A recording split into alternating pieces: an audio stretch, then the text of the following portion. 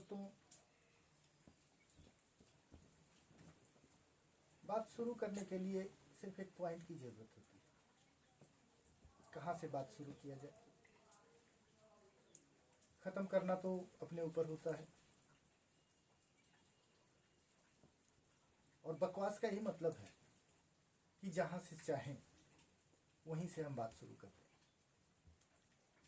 तो मेरे दिमाग में तुरंत अभी आया, अभी मैंने एक वीडियो देखा यूट्यूब पे, किसी मेरे घनिष्ठ ने मुझे भेजा था।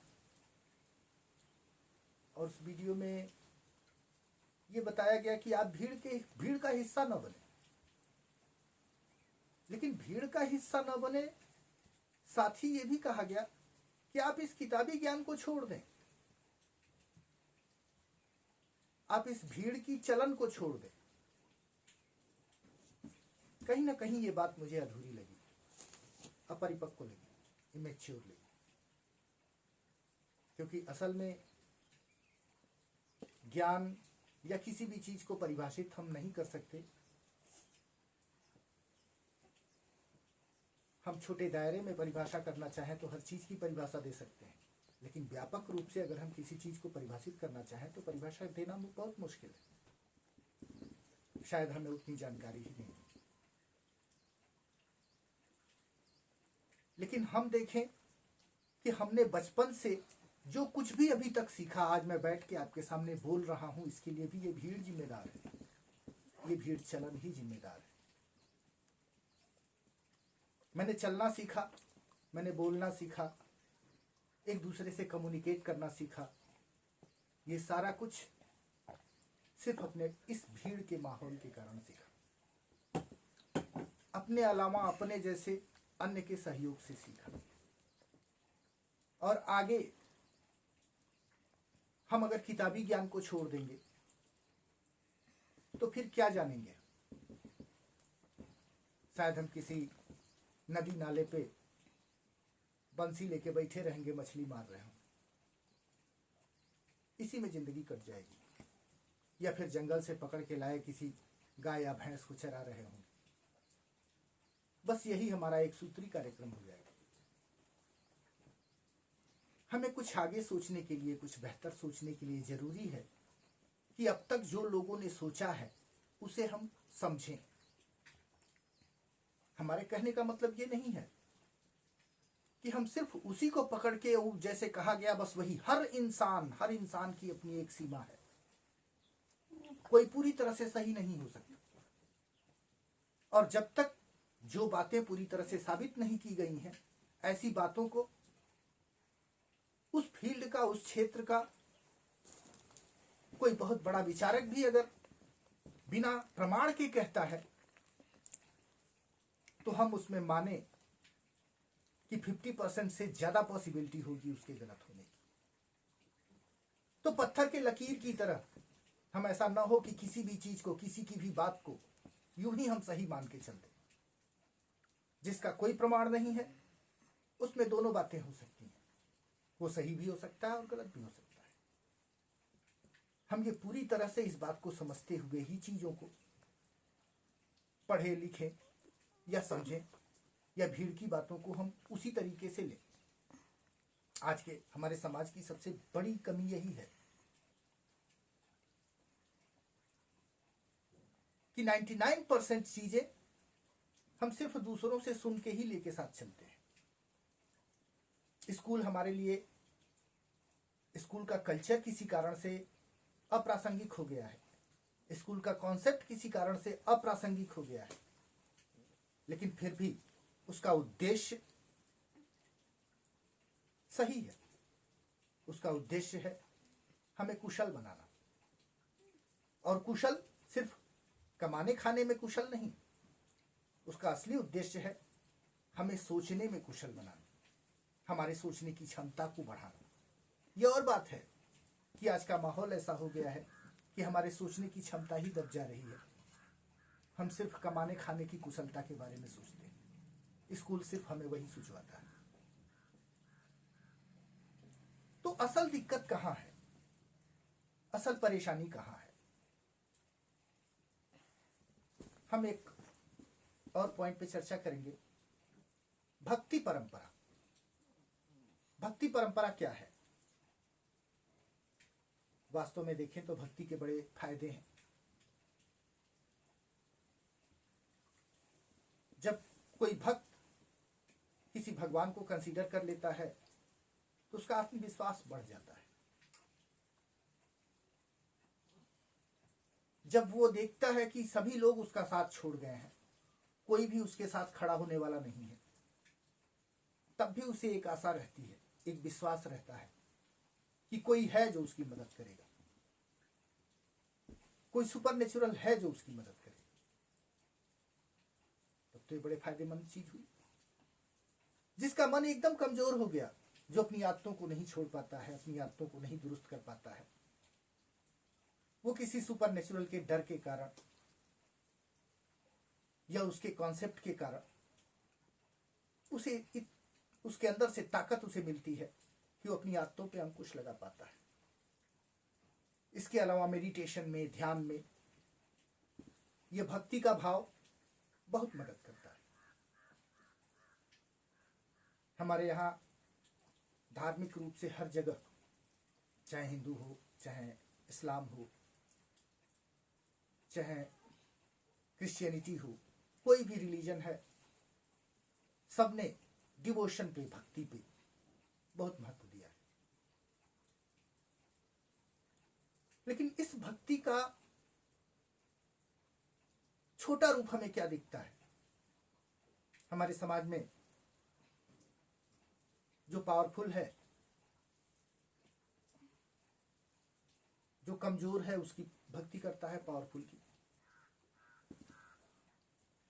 स्कूल में है, टीचर है, जो लड़का टीचर की भक्ति करेगा, पढ़े ना पढ़े, टीचर उसके प्रति ज्यादा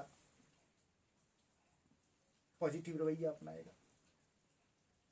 देखने को मिलता है किसी भी ऑफिस में जो चमचागिरी करता है, उसका बॉस उसे ज्यादा सपोर्ट करता है।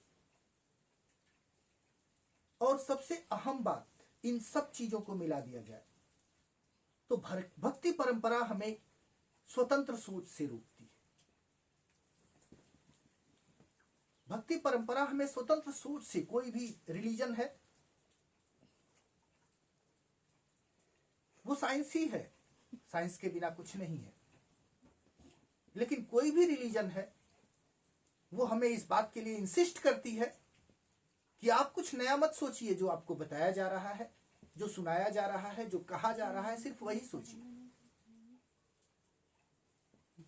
कुछ भी नया सोचेंगे तो वो अपराध है, वो गुनाह है। हमारे मुस्लिम स्टूडेंट आते हैं, जब उन्हें मैं विज्ञान की बातें, साइंस की बातें बताता हूं, कहता हूं ये ऐसे नहीं, ऐसे होनी चाहिए, तो तुरंत कहते हैं कि सर आप कुछ भी बता लीजिए, कोई कुछ भी बता ले, हम सुनेंगे सबकी, लेकिन मानेंगे वही जो कुरान कहता है। हिंदुइज्म में तमाम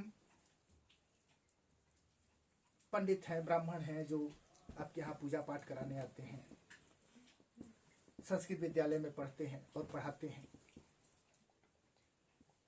ऐसे लोग सिर्फ उन कहानियों को जो उन्होंने सुनी है, जो उन्होंने पढ़ी है, सिर्फ वही सुनाते हैं और उन्हीं से हर चीज एक्सप्लेन करने की कोशिश करते हैं। वैज्ञानिक तथ्यों को दरकिनार कर देते हैं। वहां ऐसी चीजें जो हमारे दिमाग को यह एहसास कराती हैं कि हम जो सोच रहे हैं वो गलत है, हम जो साइंटिफिकली सोच रहे हैं वो गलत है, उस तरह से सोचना गलत है, वो उसको भी जस्टिफाई करते हैं। और हम मजबूर हो जाते हैं, उसी को फॉलो करने लगते हैं। हमारा समाज इसी तरीके से आगे बढ़ रहा है।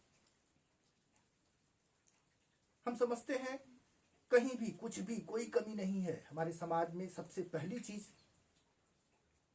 तो शिक्षा के विकास के लिए, हमें और विकसित और विकासशील बनाने के लिए, सही रूप से विकासशील बनाने के लिए सबसे पहली जरूरत तो है इस भक्ति परंपरा को हमें छोड़नी पड़ी। इस भक्ति परंपरा के कारण हम सिर्फ वही बनी बनाई चीजें फॉलो करने के लिए उतारू रहते हैं जो ऑलरेडी वर्षों से चली आ रही है। हम उसमें कोई पॉजिटिव बदलाव नहीं करते। समय के साथ, समय के हिसाब से कुछ बदलाव अपने आप हो जाते हैं, गढ़ लिए जाते हैं, लेकिन उस बदलाव में कोई साइंटिफिक सोच नहीं होता है। साइंटिफिक सोच कहने का मतलब कि आप छोटे रूप में साइंस को ना समझें, यही सुपरनेचुरल सोच है। वास्तव में अपने बारे में सोचना, यही सुपरनेचुरल सोच है। और अपने बारे में सोचने की क्षमता सबके अंदर है। मैं जो सोच रहा हूं, मैं जो आपसे बता रहा हूं, कोई जरूरी नहीं कि ये मुकम्मल सही हो। आप भी सोचिए, इसमें 50 कमियां आप निकालेंगे या फिर आप इसकी तारीफ करेंगे, लेकिन इसे ठीक से सोचने के बाद आप कमी भी निकालेंगे लॉजिक के साथ, तब भी वो पॉजिटिव होगा। और आप इसकी तारीफ भी करेंगे मगर लॉजिक के साथ, तब भी वो पॉजिटिव होगा। लेकिन अगर मेरे स्टूडेंट ये सोच के कि मैं कह रहा हूं, वो ये मान लेंगे कि नहीं, मैं जो कह रहा हूं सही ही कह रहा हूं, यही भक्ति परंपरा है और यही गलत है, मैं इसी का विरोध कर रहा हूं और इसी का विरोध करने के लिए कह रहा हूं, तो वो भीड़ में चलने वाली बात, वो लीक पे चलने वाली बात, वो सारी चीजें इसी भक्ति परंपरा, उसमें जो भक्ति परंपरा का हिस्सा है, वही चीजें सबसे ज्यादा खतरनाक है, सबसे ज्यादा नेगेटिव है। कोई ओशो परिपूर्ण नहीं है, कोई बुद्ध परिपूर्ण नहीं है, कोई राम परिपूर्ण नहीं है, कोई मोहम्मद साहब परिपूर्ण नहीं है, और हम में से कोई इंसान भी परिपूर्ण नहीं है।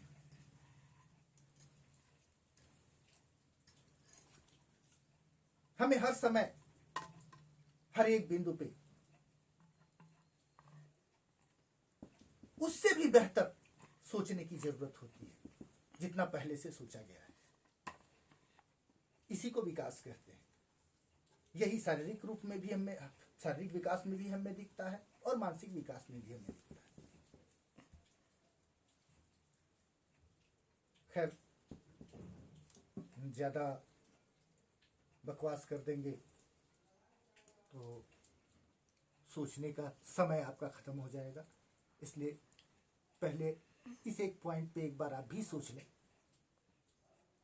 अपने कमेंट्स भेजें, फिर अगले